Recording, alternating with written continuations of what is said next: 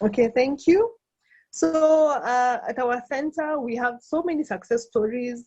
We have people who we can actually see the impact the center has had on their families, on themselves, and also on their children who are living with special needs.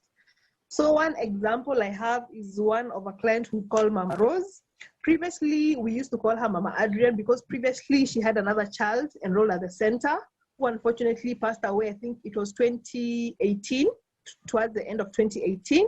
Upon the passing of the child, we had been with the child at the center for a period of maybe 3 years, and the mother was, okay, she had not fully accepted, so she used to come at the center for some time, and then she discontinued, and then we'd have to follow up and encourage her. But eventually, after she overcame the trauma, because she was very traumatized by the birth of her child and the frequent hospitalization and the procedures that her child was going through. So, and also she was feeling so stigmatized and rejected, especially by her mother-in-law and her husband's family, who completely rejected her and the children. So we worked with her with that journey, and she was able to be consistent with the process of therapy, but unfortunately the child passed away towards the end of 2018.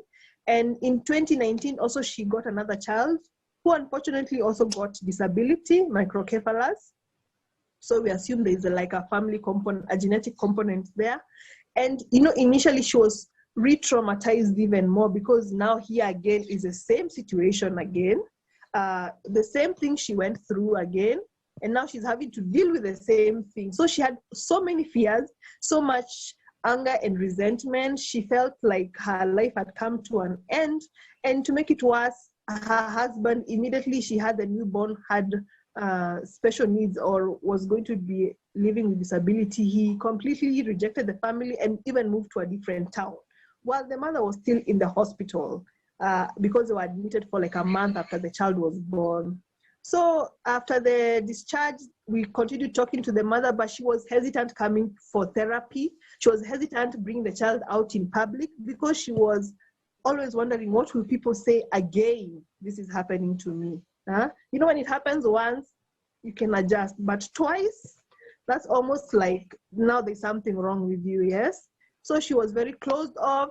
For almost five months, she didn't want anyone to meet with her. She was always isolated, always alone. And towards the end of last year, we kept on following up with her. We kept on calling her.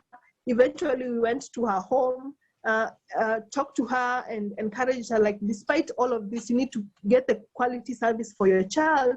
And what was recommended for this child at this point is therapy. And always the earliest form of intervention is the best form of intervention. So eventually, after much hesitation, she was open to the process of coming for therapy.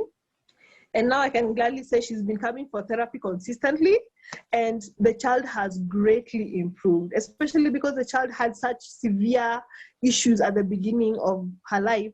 But now she's really improving. You can see the mother is happy. She's even posting her child on social media.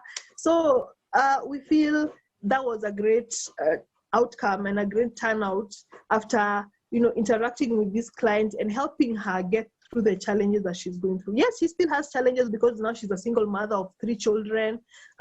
She's constantly in the hospital because of this child. She's unemployed and all of those things, but still, she's able to find hope and believe that something great will come out from this whole process. So I think that's one of the greatest and most encouraging stories that I've experienced this year.